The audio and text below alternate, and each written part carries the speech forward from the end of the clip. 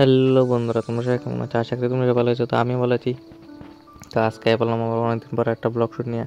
তো সেই blog shoot হলো, তো আজকে যাইতেছি আমার বন্ধুর সাথে মাতার বাড়িতে। মানে বন্ধু একটা বুক দিবে, কি কারণে জানি একটা মানুষ ছিল, তো যার কারণে তো একটা বুক দিতে যাবে মাতার বাড়িতে। তো ও সকালবেলা কল করে বললো ওর সাথে আমাকে যাওয়ার জন্য। তো আমিও ভাবলাম আচ্ছা ঠিক আছে, ও যেমন বুক দিবে তাহলে আমি একটা বুক দিয়ে আসবো মাতার বাড়িতে।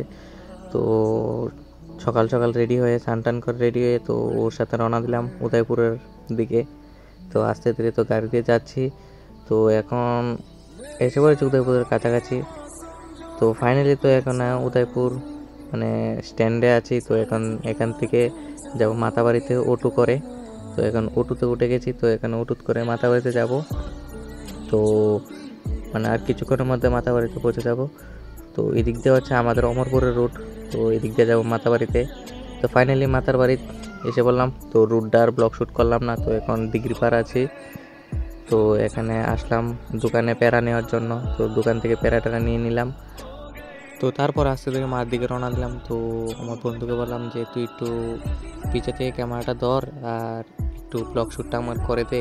তো পিছে থেকে মানে ও ক্যামেরায় করতে পারে না, তো যার জন্য ওকে বেশি ক্যামেরা করতে দিলাম না, অল্প দূর দিলাম ক্যামেরা ধরার জন্য। তো ও অল্প দূর আমাকে শ্যুট করে দিল এতটুকুই। তো এখন ফাইনালি মার কাছে চলে আসলাম আস্তে ধীরে। তো এখন মাকে দর্শন করব, দর্শন করে তারপর চলে যাব আস্তে ধীরে নিচের দিকে। তো এখন ফাইনালি তো এসে বললাম একটা টিফিন দোকানে, তো টিফিন খাওয়ার জন্য। তো পেটও খিদা লেগেছে, সকাল থেকে কিছু খাইনি। তো এখন টিফিন খেয়ে তো আস্তে ধীরে বাড়ির দিকে রওনা দেব।